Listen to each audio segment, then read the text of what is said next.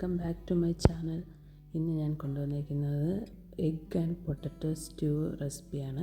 അപ്പോൾ അതെങ്ങനെയാണ് പ്രിപ്പയർ ചെയ്യുന്നത് നമുക്ക് നോക്കാം.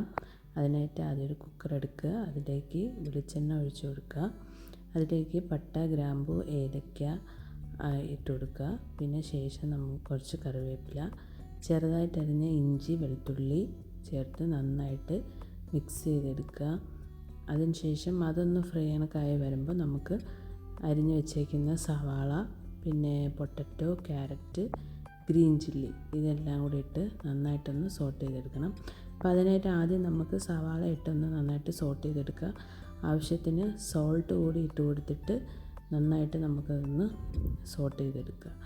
സവാള സോട്ട് ചെയ്തതിന് ശേഷം നമുക്ക് അരിഞ്ഞു വെച്ചേക്കുന്ന പൊട്ടറ്റോയും അതുപോലെ തന്നെ ക്യാരറ്റും ഇട്ട് കൊടുക്കുക. ഇപ്പോൾ ഞാൻ കുറച്ച് സോൾട്ട് ഇട്ട് കൊടുത്തു. ഇനി നല്ലപോലെ ഒന്ന് വഴറ്റിയെടുക്കുക.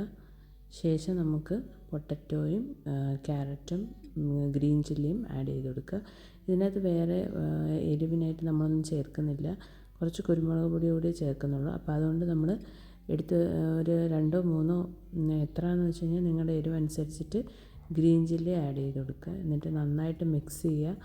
മിക്സ് ചെയ്തതിന് ശേഷം നമുക്കിനി ഇതിനകത്തേക്ക് കുറച്ച് പെരിഞ്ജീരകപ്പൊടി ഇട്ട് കൊടുക്കുക, ഫെനൽ സീഡ് പൗഡർ, പിന്നെ ഗരം മസാല പൗഡർ ചേർത്ത് കൊടുക്കുക.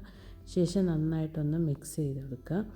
അതിനുശേഷം നമ്മൾ ഇതിലേക്ക് തേങ്ങയുടെ രണ്ടാം പാൽ, അതായത് ലൂസായിട്ടുള്ള പാൽ ഇതിലേക്ക് ചേർത്ത് കൊടുക്കുക. എന്നിട്ട് നമ്മളിത് ഒഴിച്ച് നന്നായിട്ട് മിക്സ് ചെയ്തിട്ട് കുക്കർ അടച്ച് വെച്ച് ഒരു വിസിൽ കേൾക്കുന്നവരെ കുക്ക് ചെയ്തെടുക്കുക. അപ്പോൾ ഞാൻ തേങ്ങയുടെ രണ്ടാം പാൽ ഒഴിച്ച് നന്നായിട്ട് മിക്സ് ചെയ്തെടുത്തു. ഇനി നമുക്ക് കുക്കർ ക്ലോസ് ചെയ്തിട്ട് ഒരു വിസിൽ കേൾക്കുന്നവരെ ഒന്ന് കുക്ക് ചെയ്തെടുക്കാം. അപ്പോൾ അതായത് നമ്മുടെ ഇത് നന്നായിട്ട് കുക്കായി വന്നിട്ടുണ്ട്. ഇനി ഇതിലേക്ക് ഞാൻ കുറച്ച് ക്രഷ് ചെയ്ത പെപ്പർ പൗഡർ ആഡ് ചെയ്ത് കൊടുക്കുകയാണ്. ഒരുപാടങ്ങ് പൗഡർ ആയതല്ല, കുറച്ച് ക്രഷ്ഡ് ആയിട്ടുള്ളതാണ്.